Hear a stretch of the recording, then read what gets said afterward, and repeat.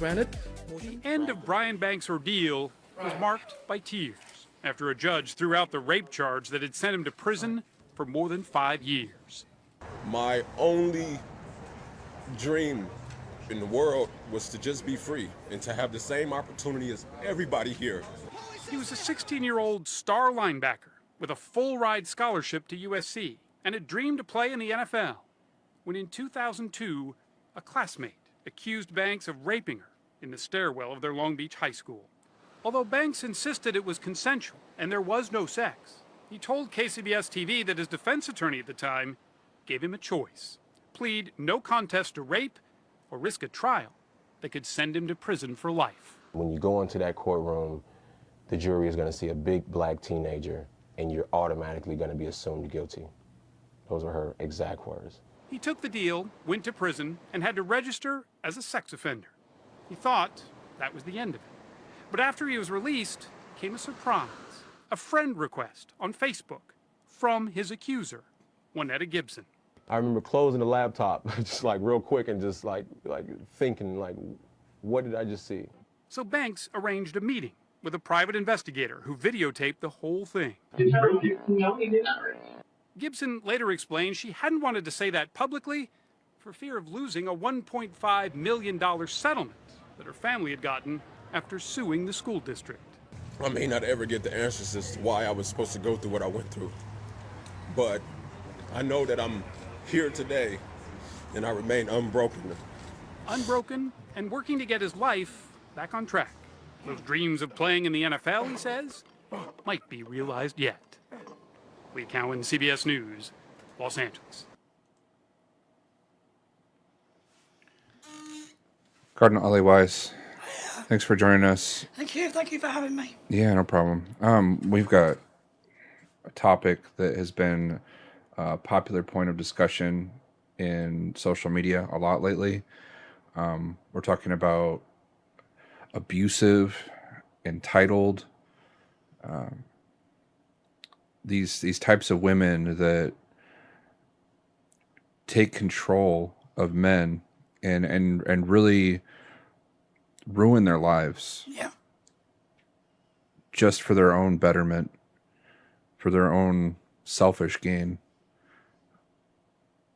I wouldn't say that all women are that evil, but some women truly are evil. They are. I would say borderline psychopathic at times. You know, the way that they go out and they know what they're doing. Believe you me, they do know. And they are looking for a target. Something as a prime target. Like So a somebody predator. who's a millionaire, a sportsman, that's got a lot of money, got a reputation that they can destroy, you can guarantee they'll probably go for them to try and bring them down, to try and destroy their lives. And take everything that they And have. take everything. And you saw that case that we were just watching there. Ultimately, the reason she did what she did was for a settlement of over $1 million from the school district. Mm-hmm. She didn't want to tell the truth about it because that would have made it so she didn't have all those nice little goodies and treats and trinkets and treasures. One good thing is truth always reveals itself in the end. And unfortunately, I mean, this guy, he was lucky, but there are so many men in the system today that have been falsely accused of rape. I want to ask you something. Yep. What's the mentality there? Like, why do some of them do that? What were they brought up to believe that made them behave this way? Well, it boils down to a lot of coaching by their mothers, and 9 times out of 10, their mothers were also the same kind of persona, looking out for themselves, trying to get rich quick, getting pregnant so that they can trap the man. I don't know if my sister's spoken about that yet, but they entrap the men. They'll do anything they can to get that money. Now, the younger generations learn from the mothers. I have heard umpteen conversations by other women, and they are out to, yes, destroy a man. I've heard them coming into the ladies together. If you ever wondered why they do that, it's so they can talk about you. And a lot of the conversations have been really disgusting, in my opinion. Yeah. Well, speaking of childhood, growing up as a boy, I played mostly with other boys, and even when I was playing by myself, I would play with, Legos. I would be building stuff, and I would be imagining what kind of world I could create, and such a deep imagination in that way. And I think all children are like that, in that they all have a very deep imagination. But I noticed when I started going to daycare and hanging around more with girls than I did before, that they had a different way of playing. While they did also have a deep imagination, they weren't out there they weren't building things with Lego blocks. They were playing with dolls and simulating these intricate relationship dynamics. Correct, yes. They had a little playhouse, they have a little cooker and stuff like that. And all the dolls and sitting down to so-called feed them. Yeah. The guys, I used to get a little bit jelly with this because they'd go out and they'd be playing like with the baseball bats or, other things to create stuff, building blocks. And so Well, I used to actually kind of join in a little bit with them. one thing I noticed right away about, and you were clearly you were spared from some of that social manipulation that was going on, but I noticed that the girls, they would simulate these relationship dynamics that were like a reflection of what they were taught, whether it be from their parents or mother, but also from things like Disney. Yes. They emulated to be a princess. Yes. They all wanted to be royalty or doted over in some way where they were treated as though they were Pampered. God's gift to men, treasure themselves. But the thing is, with that ideology that was created by Disney, it is a prima donna kind of falsehood. You can't just wear a tiara and not realise the gravity of that crown. So if you take that perspective, if you really want to teach your girl responsibilities and maturity and morals and everything that is good, then you show them that. You teach them properly. You don't just plonk them in front of the TV and say, that's how your princess is. It's wrong. It's a false illusion. Yeah, they think that that's a good thing to show them that without teaching them anything about the responsibility, because really none of those Disney movies really express what this responsibility of a queen really is. Exactly. They just show them this whimsical path of receiving all these blessings when doing nothing to earn them. And the thing is, with the woman's mind, she's thinking, oh, I want that. I want the guy to give me everything so that happens in one way, shape or form. So she'll have the guy work 2 or 3 jobs to make sure she has that lifestyle she's used to. Yeah. The cars, the clothes, the makeup, all the bits and jewellery and stuff. She wants that. But she's forgetting one flaw. If she wants to be treated like a queen, she has to treat her husband like the king that he is. And yeah, of course. And with that, there can't be any deception. And some of these strange expectations that women seem to have for men to be like some kind of mind reader and to know what they're thinking and to understand that many of these things that they do while are deceptive are actually supposed to be tests for the man. And I wanted to bring up a video here about that, so that our audience can kind of see what we're talking about. One of these examples, it's listed in this video. I've got us both up on the screen still, so feel free to let me know if you want to pause and we'll talk about it. No problem. So many times when women say to me, it's like, oh, I told him I want a divorce, but hoping he'd come back for me, but he let me pack my bags. When we push you and you succumb to us, you automatically lose us. So after I gave him the ultimatum, he just looked at me in my face and was like, if you feel like you need to move, move. Because I just really blurted that out. I did not mean it. I had no intention. She says, I just blurted it out. I didn't mean it. Yeah. So she says she has no intention of actually leaving, but She's playing mind games. Yeah. and real strong men, they don't play that game with them. They don't just say, "Oh, please don't do it," you know. They'll just let you do your thing and go on It's with like, your you day. wanna go, go. Yeah, you want to leave, leave. Yeah. Like, I'm not here to stop you, you know? Like, And she's very wrong in doing what she's doing by applying this pressure falsely to her. I'm probably, I don't know who her husband or boyfriend was going to be, but he did the right move. He stood his ground, and rightly so. And she's now panicking, thinking, yeah, well, yeah, she can belong to the streets. In fact, I think a lot more men nowadays should start standing up and saying enough is enough. I had no. So the last day I was putting my stuff in the car, he came over and helped me put my stuff in the car. There's been so many times where women say to me, it's like, oh, I told him I want a divorce, but hoping he'd come back for me, but he let me pack my bags. So sometimes they file for divorce or take it that far as a way of testing their partner. And if they're with quite a healthy partner, they'll think you mean it. So many women try to... I like when she said this. Sometimes they file for divorce or take it that far as a way of testing their partner. And if they're with quite a healthy partner, they'll think you mean it. The easiest way to lose a confident man who knows himself is to use this type of strategy. It only works with guys who aren't sure about themselves or are dependent on their spouse. Yeah, that's really a codependence right there. Yeah. And I think we need to also bring up the fact that probably the man and that kind of thing that would take that kind of abuse and that kind of test and weaken are actually more likely to have actually grown up in a fatherless relationship. Where's the dad figure that can turn around to him and say, look, stand up for yourself, son?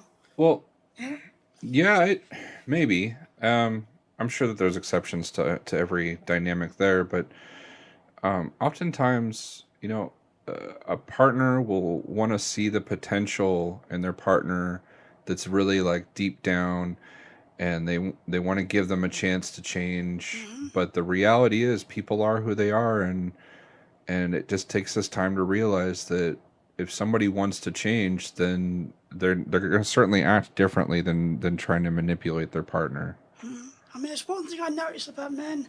You don't push them like that. You're not going to get anywhere fast. You know, there's one thing about testing, and I don't believe in it. I really don't. Why do that? Especially when it's a good guy, a really nice guy that you got your hopes on, and you're going to mess it up greatly if you start doing these ultimatums. Well, it's almost like they're trying to narrow it down to make sure that he's a good guy, that make sure he's a nice guy, but every good person has their limits as to how much abuse they're willing to tolerate, you know? And the thing is, men are very, very simplistic. They're very logical. So I've got a classic. You go and ask for, say, a red jumper, right? You haven't told the guy what the colour of the red jumper is. You just said red. A guy will go into a shopping precinct, go into the first red jumper that he sees and buy it for you and bring it back because he's the hunter-gatherer. Now, a woman would say, right, oh, I didn't want that one. That's not right. That's the wrong kind of red. She should have been more detailed. If she wanted that kind of red, she could have at least used her brain and thought, right, I'll get something that he can take with him. So he knows exactly which red it is. Instead of nagging him afterwards and saying you got it wrong. This is oddly specific. This is almost like something you went through. Yeah, it is. You had to specify red jumper, you know? Yeah. Like, But what I did is actually gave him an actual colour sheet. And I said, that colour there. And he went, good. Yeah. no, thanks for the context. Yeah, Let's play some more of this, shall we?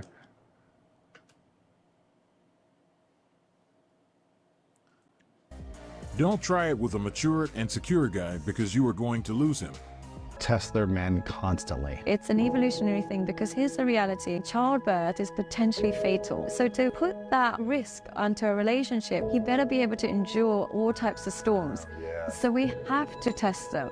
So we have to, unfortunately, test them. We have to test, are they going to be faithful, financially stable, have their own boundaries? Now, the problem is, unfortunately for men, when we push you and you succumb to us, you automatically lose us. What we're saying when we're pushing you is really make sure you don't give in to this, because if you do, then I know you're not strong enough. Oh my God, give me an example. It might be something like I push a man to say, I'm going to come home when I want. I'm going to come on girls' trips. I'm going to do whatever I want. And then when you actually give in and say, okay, essentially she feels like she's not being protected.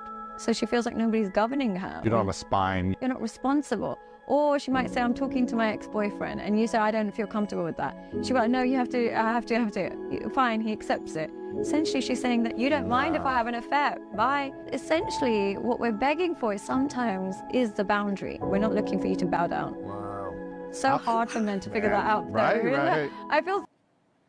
I hate to say it, but if the shoe was on the other foot, to say that I'm in that situation, and my partner's turning around and said, oh, I'm just getting in contact with a partner that's whatever, and doing it as a test, and trying to test me to see if I'm loyal or whatever, I'd say, well, bye-bye. Yeah, well, I could say from my experience, I've tested women quite frequently, and they all fail. Yeah. Almost every single one of them, until I moved to Mexico. Because it's like the women here just know how to treat a man. They know what to do, and they don't have to be told. So like that's like, okay, yeah, you want to test and really not be very clear about what that test is and try to use subtle psychology. Well, I mean, I guess the true test of a person is to see what they'll do without being influenced. Now, you've just struck on something that really comes to mind. You get different variations of women. You know that we call them Eve and Lilith. Hopefully, my sister will do a teaching later on that subject. But there are different types of women on this earth, and you get some, even like in the lower states, where they are trained from a young age. That's your husband. You respect your husband. You balance your husband. You do everything in the household for your husband. A real homely woman, as they reference as, right? She supports her husband thick and thin, and he loves her for it, and he provides for her, and the balance is perfect to a degree. That's Can't get any more perfect than that.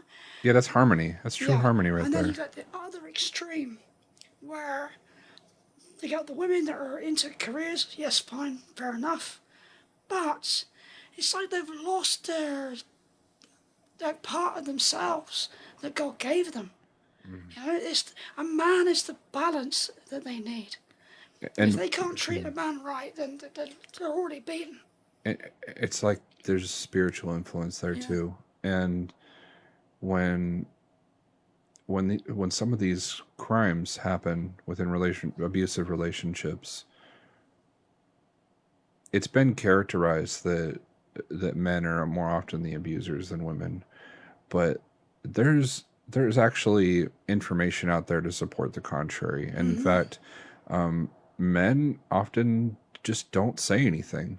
More often, men are actually being abused and just not reporting it, because men, it's not just about pride. It's about being viewed as a grown man who can take care of himself and take care of his relationship, and that to be able to be in charge of one's own life is paramount for all men. Yeah. It's so important to us to know that we can take care of business and that we can take care of family, house, and home too. And to have to report to an authority figure about this and not only be rejected more often, not believed, to be thought that, well, you might be the abuser, but men can't even react to it. They can't protect themselves. They risk going to jail for defending themselves to physical violence from women. I mean, my father used to say to my brothers, don't hit a woman. Don't hit a woman. You know, take the abuse if you have to, right? But never lay your hand on a woman. Thing is, I'm a woman, right? But I turn around and say, at the end of the day, if that woman is out of order and out of line and abusing you, defend yourself.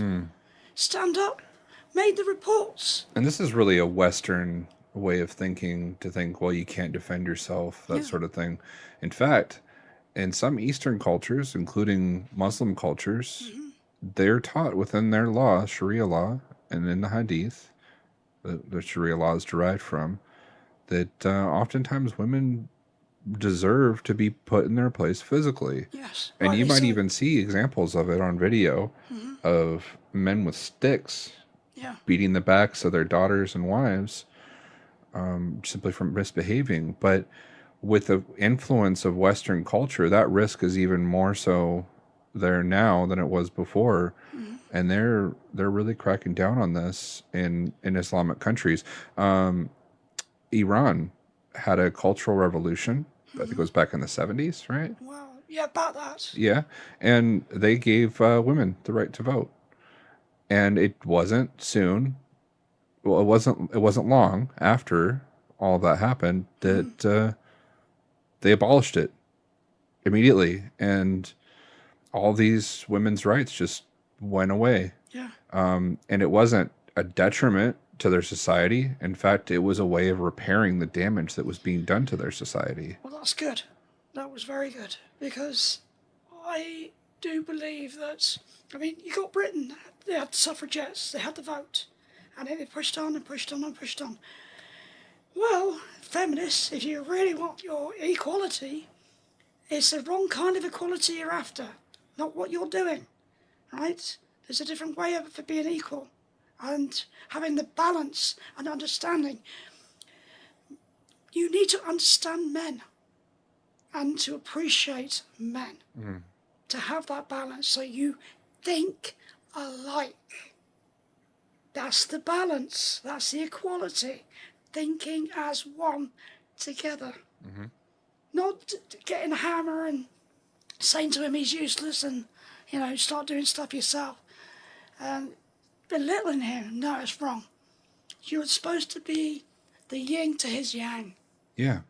And that's what you were created for. Yeah. That's the patriarch. Patriarchy. That's almost like a buzzword these days too, isn't it? Yeah. There's this show from it's called Tyra. It's from the host Tyra yes. Banks. You gave me a clip of that. I'm gonna go ahead and put that on here.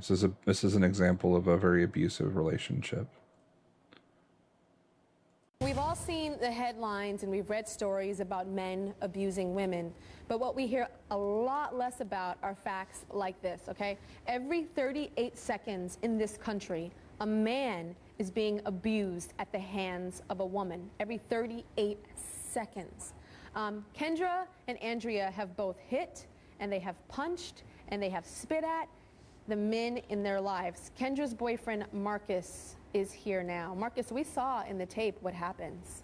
Did you see that backstage? Were you watching it? I saw it backstage. When you're looking at that happen, what happens to you constantly, what are you thinking when you're looking at that, first of all? I feel like she doesn't love me. Like, if you love somebody, you wouldn't go that far to get their attention or just to do anything like that to somebody to hurt them, physically or mentally. Why let her hit you like that? I mean, me and Kendra, we have a son together, and I was raised by my father. Sorry about any of I this. was 11, he died when I was 12. Doesn't look apologetic at I all. was raising my son as a family. But all this going on, I mean, it's not worth it. I'd rather be a good father to my... You know, I'm willing to bet that Tyra coached her before that show started, and she probably said something like, "You better shut your mouth when we're talking. Yeah. We're not going to tolerate any of this misbehavior while you're on stage. All right, you better sit there and be quiet, and you will speak when you're called upon." The thing is, she comes across also as a narcissistic woman, because she will eventually, because she's now put on the spot. Yeah. She's now put on the spot. She's going to try and play the victim now, to a degree. Well, that's clearly what's going to be happening. Yeah. Yeah. We'll see how that goes. My son like I've been doing without her in my life. See, now a lot of people would probably want me to ask you, well, are you cheating on her? Are you this? Are you that? And I honestly think all of that is irrelevant. Whether you're faithful, whether you're cheating, it has nothing to do with getting hit. Like if we were to flip it, and there was a guy beating on a woman, and I wouldn't, and he was like, well, I think she's cheating on me, Tyra, and that's why I beat her. I wouldn't ask the girl, well, are you cheating on him? Like, what does that have to do with getting your ass beat? You know what I'm saying? Like, Nothing so at all. That's irrelevant. Exactly. Exactly, irrelevant. Are there people in your life that say, why are you putting up with this? They must know. Yes, I mean, before my grandmother passed away, she used to always like see the abuse I got from Kendra. What happened to your face? Why is your head bleeding? What do you say? I mean, me and Kendra got into it. I'm not gonna lie to my grandmother. I told her the truth. Like, me and Kendra got into it. What about work? You go to work and you see the people that you work with? I mean, when I go to work, I lie to my boss, basically. I tell him that, you know, I have a dog. Like, my dog scratched me up. We was playing too rough. Or I had broke up, my cousins fighting each other. But, you know. Wow. So it's like I know where you're coming from. You know, that's what Yeah. women do. They say, I fell down the stairs, or I did this, or I did that, but really they're getting beat. Okay, Kendra, what do you want with Marcus? Do you want to take the relationship further? What do you want? I love Marcus. Marcus, I love you. I love you with all my heart. And Say I you're wanna sorry. marry you. What? And I know we need help. We need help. We need help. I need help. This relationship needs help. And I'm willing. She's I'm willing lying. to do She's whatever playing with it her. takes.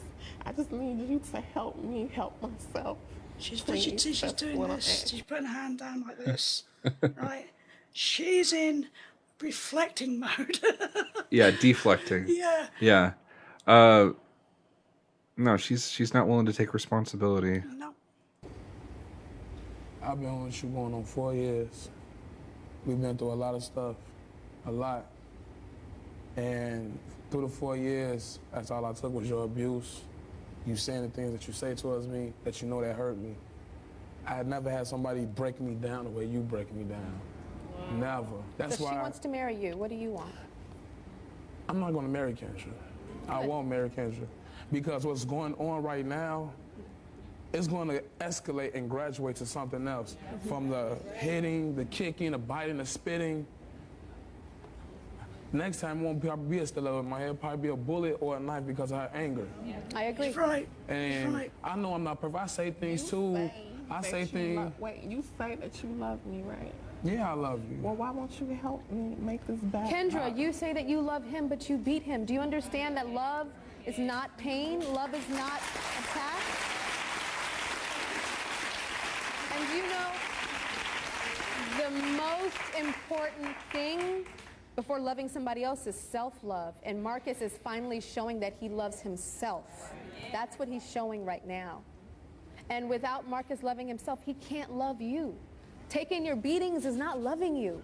Staying is not loving you. That's showing your son a disgusting, negative, abusive relationship that he will either be the victim of or he will repeat and beat somebody else. So believe it or not, Marcus is showering you with so much love right now by saying, I don't want to be with you. And when you were saying that you need to help him, he needs to help you, help yourself. No, you need to help yourself, Kendra. You need to help. She needs to help her own son, her own child. Yep. Like, she needs to stop looking just at herself. I mean, yeah, she needs to correct herself. She needs to be sorry for what she's done, for one. Exactly. And the thing is, he's correct because he turned around and said it could escalate to something far, far better, worse. It's far, far worse. And unfortunately, there is a fear that men have that wasn't expressed in this, and that's when men leave the relationship, they're often very limited on the amount that they're able to be a part of their children's lives. Mm-hmm. And it's most likely that she would gain custody, full custody. It would be very difficult for them to have shared custody, even more difficult for him to get full custody. And it's more likely that the family courts would side for her, and he would have some kind of visitation rights, perhaps, if he's That has been fortunate. put into place as well because of all this Me Too movement and feminism, and they do it in such a way that the courts, there's even lawyers creating videos saying, "Oh, this is what we can do if you marry some millionaire and you want a divorce. because he's not, whatever you want to say about it, and we can get loads of money off him because you are the victim. You know? And I'm thinking, I cannot believe I'm hearing this.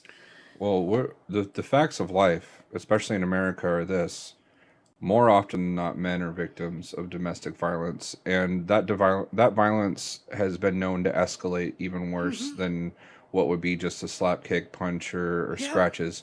It's gotten to the point lately where men are being murdered. Yeah, exactly. And there's a case here that I know you wanted to show us, and I think we should watch it and talk about this too. This is very important. And while the majority of domestic violence victims are women, tonight we're diving deeper into cases where men are the victims. It's rare, but it does happen, and sometimes with deadly outcomes. No. ABC Action News reporter Michael Paluska tonight looking at two high-profile cases with local connections. The knife entered Christian's chest in a downward angle to the depth of 3 inches. Miami, a social media influencer arrested. We are charging 26-year-old Courtney Taylor Clenny with 1 count of second-degree murder in Christian's Social death. media influencer, professional princess. Miami-Dade County State Attorney Catherine Fernandez-Rundle telling the media at an August news conference all the signs were there. This fight in an elevator with Clenny and her boyfriend Christian Abusele is key evidence, along with constant noise complaints about violence. I've actually, amount of times I've seen it was a homicide. Doing in that. St. Petersburg, August 19th, Larry Jarrell is found inside the apartment he shared with his partner, Rhiannon Spicer. They get away with it. An eerily similar case where police say Jarrell was stabbed to death. The complaint showing that Spicer had a, quote, Google search history of, do you spend life in prison if you killed someone in self-defense? Our advocates often have a very tough time that sometimes in abusive relationships, sometimes it happens within a 24-hour period that we'll get both partners in the relationship that reach out to us for help. Christine Meister is the outreach program manager at the Spring of Tampa Bay. She did not comment on these two specific cases, but spoke in general about what she's experienced when it comes that was to a little domestic Freudian violence slip there. involving men She as wouldn't speak victims. directly about it, but she said that. When they're the victims, that they were and both make reporting the this. assumption And that what did they men do did about it? something wrong. Nothing. And there's a They did reason why nothing they were about the it. victim of domestic They let violence. this Is that happen. accurate? So I think a lot of times when men are victims, they face additional biases, and a lot of that has to do biases with gender norms. also against the Men system, have this like this, or from the system expectation to be against them. tough, to be more dominant in that relationship. You can see And the difference so between when abuse a man for comes a forward guy and and says, "No, abuse this for a is woman," what I'm experiencing and he in ends up my in jail, relationship. the I don't feel safe in sentences this relationship." are a massive difference.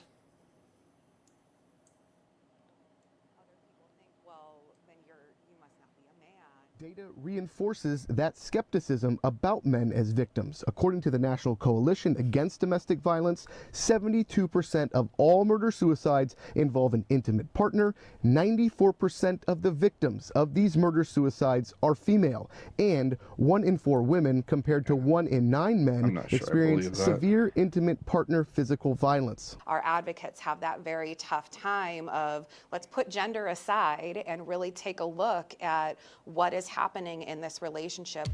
Documents show Spicer was arrested in November 2021. The numbers greatly on that, because there's a lot of men who haven't even come forward about what they're having to put up with, and a lot of it's all quiet.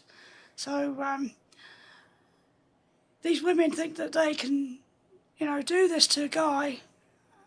If she hadn't have Google searched, if she would get sentenced to life in prison for self-defense for murdering him, if she hadn't Google searched that, she probably, I'm just guessing, but it's very likely that she could have won the case for self-defense, and that is unbalancing those numbers right there about the vast majority being women who are these victims, and because they're all labeling even the perpetrators as victims just because they're women. Yep.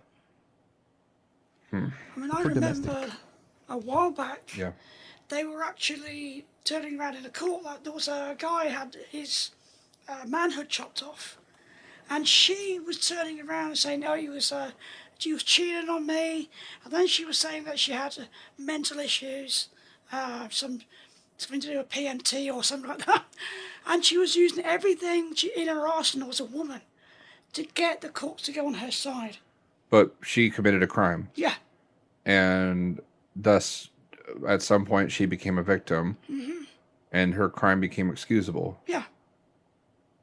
Outrageous. Mm-hmm. Violence again just weeks before Jarrell was found dead. No contact orders were also in place. In February, court records show that Jarrell was also arrested for domestic violence and pleaded no contest. The couple had 3 children together. Of course, he pleaded no contest because that was the advice that his legal counsel gave to him. Yep. But there was a restraining order, protection order, restraining order, same thing. Yeah. Preventing them from being together. So clearly the law wasn't even being enforced here. Mm-hmm. And the thing is, a lot of the, like I said, a lot of this manipulation's happened where the woman is getting away with a lot. She just has to cry wolf once, and immediately the authorities come down on the man, and, you know, he's completely innocent, but she said, it's like he said, she said, but she's lying. She knows she's lying. But she gets the weight of the government, the police or whatever, on her side purely because she's a woman. And that we're showing a lot of cases here from the United States of America. The Lord has said it clearly that the United States of America is the seat of Satan. That is his realm. Yes. And as the Lord said, we discussed this in previous episodes on the show, that Satan was told by the Lord that he knows judgment, but he does not know justice. Yeah. And that is so clear with this matter that there's really no denying that fact alone. Mm-hmm. But there's scripture supporting the contrary, the contrast to this, that there's very clear instructions of how the dynamic of a healthy romantic relationship should work between a man and a woman. Yes, definitely. I mean, for one, you've got, just for instance, wives, be subject to your husbands as to our Lord, because the man is the head of the woman, just as the Messiah is the head of the church and Saviour of the body. So let's consider that okay, Christ is the head of the church. So that means we're following his spirit, his teachings, his purpose. As members of the church, it's our duty to comprehend the reasons for these teachings, to apply it to ourselves, to first judge ourselves before judging anyone else, to better ourselves so that we're of greater service to others. Now, if Christ, being the head of the church, is the example comparable to a man being the head of his family, that means that those under the man in that family need to look to him as the teacher, the guide, the provider, but also do their very best to support him in everything that he does. Yes. I mean, God is the top with our Christ, his son. The husband is the representative in the household. He is everything embodied coming down from the Father. He guides you, he protects you as a woman. The woman is next afterwards. She, like I said, she's the yin to the yang, she's the balance. She guides the household in such a fashion that he wants, right? That includes the children, she's underneath. They look up then to their parents. But honour thy father and thy mother. So that's their part as well. So everyone has a role within the family unit. And a good wife who submits to her husband will be looked after. She looks after and teaches and nourishes because she's doing that for her husband. There's a quote from 1 Peter that you wanted me to put up. I just put it up on the screen for you. You wanted me to start at verse 1. Yes, in this way, also you, woman, Submit to your husbands, that you may win without labour those who do not obey the word of your beautiful way of life. When they see that you conduct yourselves in reverence and discretion, do not be adorned with outward ornaments of your hair braids or of your gold jewellery or fine clothing, but be adorned in the secret person of the heart, in a humble spirit which is uncorrupted, an excellent ornament before God. For in this way, from the first, the holy woman who hoped in God were adorning their souls, and they were submitted to their husbands, just as Sarah was subject to Abram, and was calling him my Lord. Those daughters you are by good works, when you are not shaken with any fear. That's so important, and there's so many ways to go about looking at this. There's little points here and there that really stood out to me. In the very beginning, of course, it was talking about women submitting to their husbands, but there's a point there which does offer like some contention in Western society today about women adorning themselves with ornaments, braids, fine clothing. You know, you were telling me earlier about how, and this is a fact of life, most men know about this too, women take their sweet time getting ready because they want to doll themselves up and put on their mask, which is sort of like this, it's almost like a Freudian representation of what's actually going on within. They're trying to cover up the reality of the situation. And that concealment is a form of its own form of deception. But not only that, as a man, I can attest that a woman putting on makeup, a woman dressing fancy is not important to me at all. I actually appreciate more modesty. I do. And it's not just from a religious perspective. It's that I get to see more about who you really are when I'm not distracted by your jumbly bits in the front, shaking around in front of me, or worrying about some man walking by us lusting after you when truly you belong to me. That sort of dynamic needs to be between us in private, and it's not really for everyone else to oogle at. So I could totally relate to this on a personal level. I'm sure most men can. Most straight men. But some of these other factors here about, you know, women being daughters by good works, and not shaken with any fear, basically doing this out of love, you know? I personally would, if I was interested in a guy, and I would make him a meal. I would definitely make him a meal. Yeah. I'd probably go and do his laundry, go and clean up after him, his house. But I was always told this by my mum: a way to a good man is through his stomach. So she gave me some really good advice on that one. But compliment him as well. I mean, he's probably doing a lot for you. Picking you up, taking you to probably come to do your, you might even want to paint your flat or something, all right? If he does, I would turn around and say, what a fantastic job. I could never do that. You're wonderful. Stroke his ego.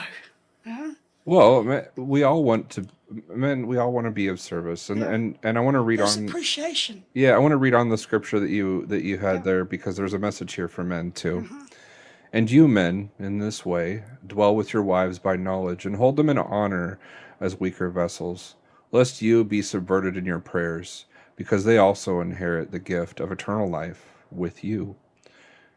But in the conclusion is that you should all be in harmony, suffer with those who are suffering, love one another, be merciful and humble, and you should not repay a person evil for evil, neither insults for insults, but to the contrary of these things, give blessings, for you are called to this, that you would inherit blessing. And I'm not going to say that women are so complicated creatures that it's not clear what they really need. It is clear what they need. It's outlined in Scripture. It's also outlined clearly in Scripture what men need, and you were talking earlier about a man's needs being so simple as to sometimes all they need is just a good home cooked meal. Yeah. And there's truth to that, and most men would agree, especially those of us who've experienced relationships with women who refuse to cook. That could be a nightmare on its own. Yeah. Because you get home from a hard day's work and you want someone to prepare something for you, and the thing is, they shouldn't nag him. yeah, There's too much of this nagging. So if suddenly the man comes in, he's had a hard day. He's probably had something you don't even know about. Yeah. That you can never possibly understand unless you've been in the shoes of a guy. Yeah. And know them well. I mean, I love my brothers to bits, and I've learned quite a bit from watching them growing up with them. But never nag him. Never. Yeah. There's something that for the women out there who are wondering how to acquire and keep a good man, understand that most Western men have experienced horrible romantic relationships. A lot of these examples that you've seen on this show thus far, and many more that are displayed on the internet, they show very common Western women, how they are on a daily basis, whether it be in private or in public, unhinged, narcissistic, entitled, spoiled little brats.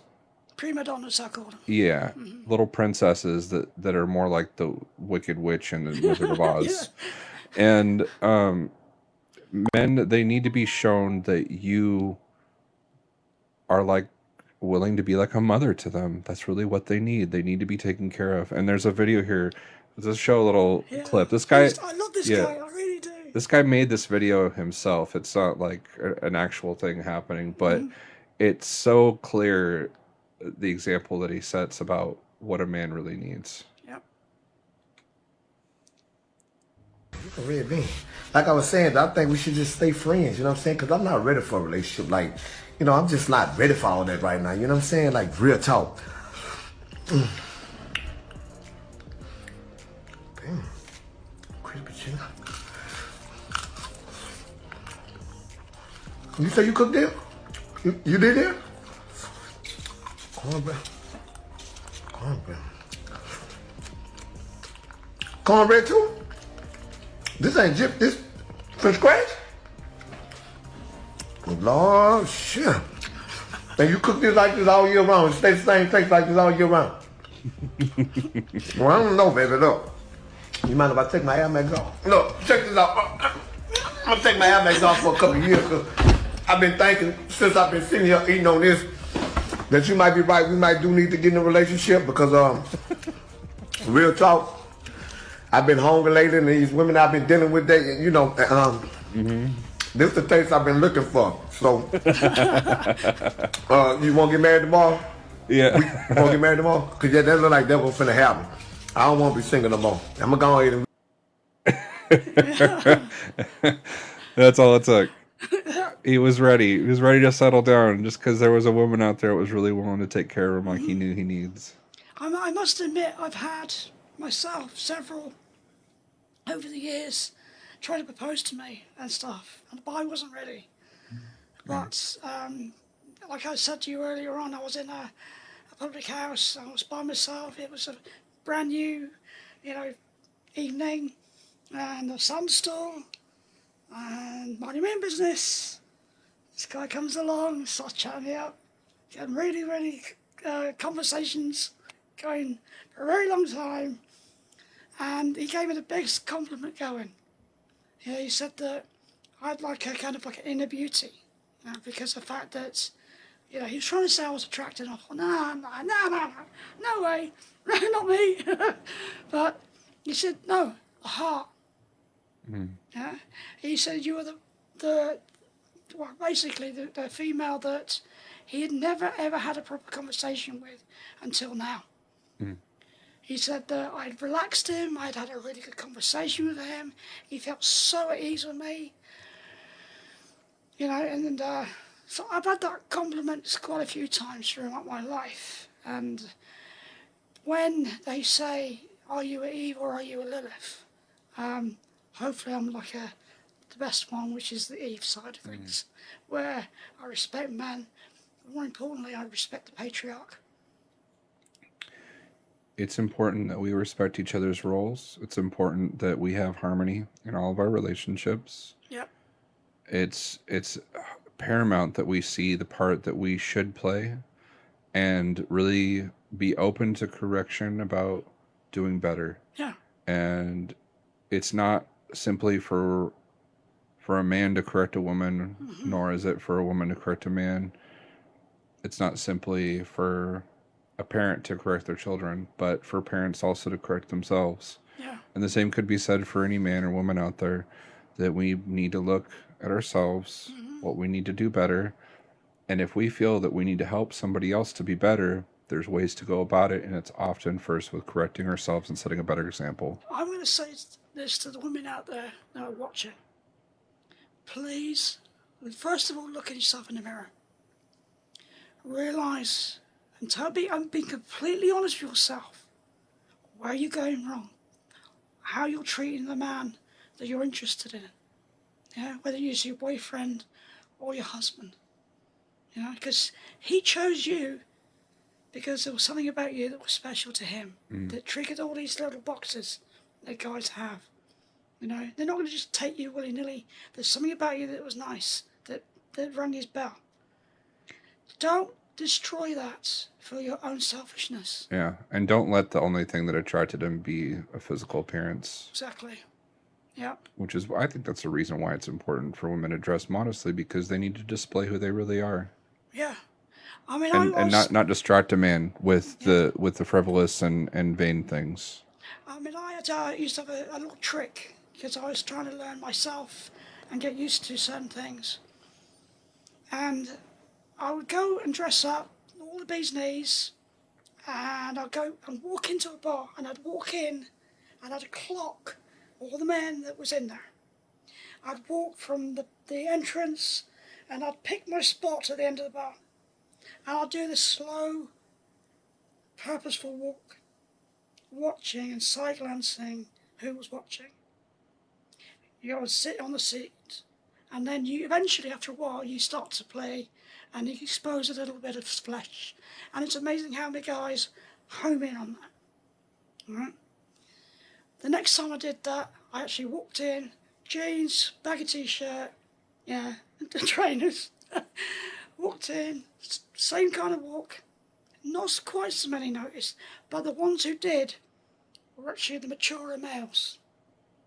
That, yeah, they knew what they were after, and they knew what buzzed them. They thought, oh, that's one of the nice women that comes in.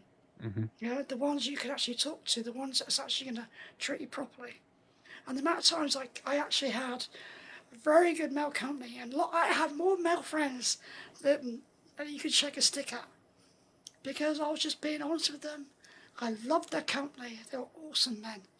If there are actually any of them out there now, hi guys. But you know, that is one of the things that you should do as a woman, is to appreciate men. Be yourself with them. Let them see who you are. You don't need all this makeup. You don't need it all. Be yourself. Yeah, and attract a man that really appreciates you for who you are. Yeah, exactly. Yeah, good advice. Thank you, sister. We're going to have you on again on, is it Monday? Monday, yes. Yeah, okay, so next Monday, 1 o'clock. Excellent. God willing, if we're still here. Yeah, if we're still here. Yeah. The way things are going, I think there could be, I mean, wars and rumours of wars, but yeah, we're coming near the end. Calamities are increasing across the world too. Join us in all of our episodes. We talk about a lot of prophetic fulfillments, important teachings for social dynamics, and also family and the rest of the world. And it's very important that you receive. If they need these teachings, I would wise up on it quickly and get hold of the book. Yeah, and the book is we made that available in the description down below, both UK and American Amazon. Yeah, get yourselves right with God. Learn about the return of Christ, Lord Rael. May God bless you all in Lord Rael's name. Amen.